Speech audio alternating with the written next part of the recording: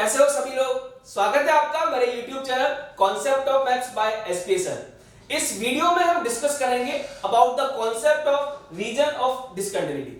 जैसा कि आप सभी लोग जानते हैं कि जब किसी point x is equal to a पर फंक्शन कॉन्टिन्यूअस होता है तो function x is equal to a पर कॉन्टिन्यूअस तभी होता है जब उस पॉइंट पर फंक्शन की लिमिट एग्जिस्ट करती है।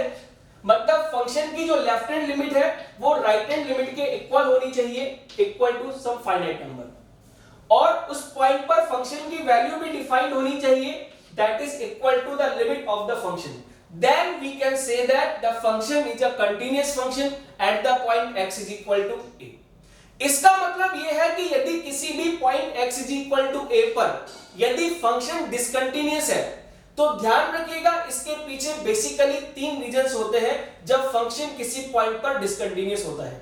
जैसा कि पहला रीजन आप देख सकते हैं, यदि x is equal to a पर फंक्शन डिसकंटिन्यूअस है तो हो सकता है कि उस पॉइंट पर फंक्शन की लिमिट ही एग्जिस्ट ना करे। That is the first reason behind the discontinuity.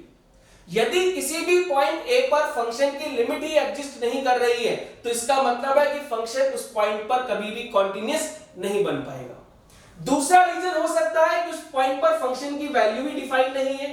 यदि उस पॉइंट पर फंक्शन की वैल्यू डिफाइन नहीं है मतलब f ऑफ a यदि डिफाइन नहीं है तो इसका मतलब है कि उस पॉइंट पर फंक्शन कंटीन्यूअस नहीं बनेगा।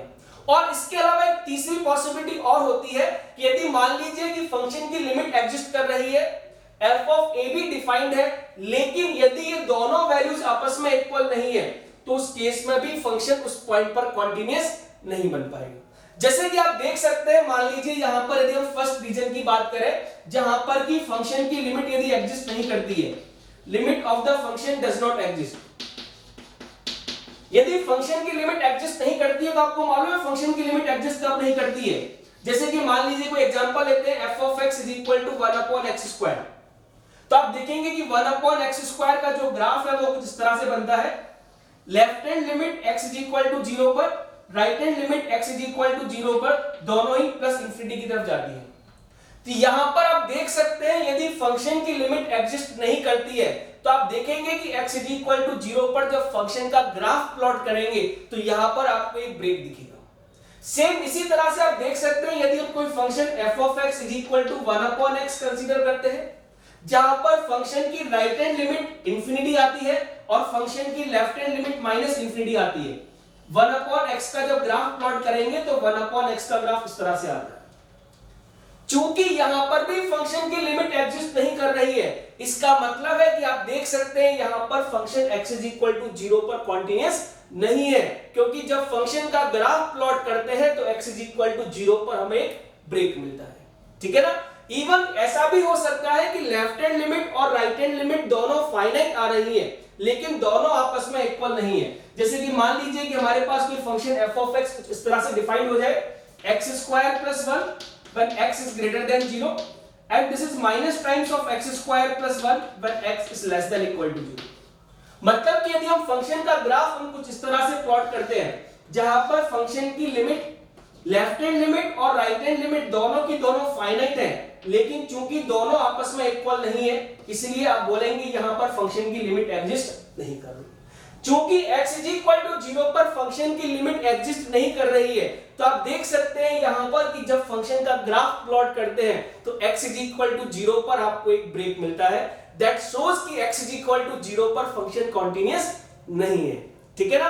तो ये पहला रीजन होता है कि जब कभी भी फंक्शन की लिमिट एग्जिस्ट नहीं करती है तो उस केस में उस पॉइंट पर फंक्शन कंटीन्यूअस नहीं होता है।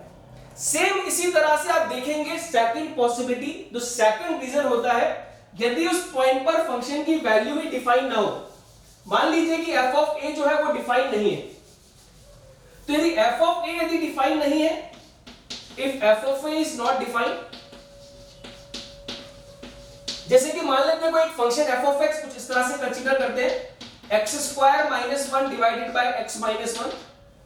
तो आप देख सकते हैं यहां पर x square minus 1 divided by x minus 1 जब आप इस फंक्शन को डिफाइन करते हैं तो x is equal to 1 is not in the domain of the function।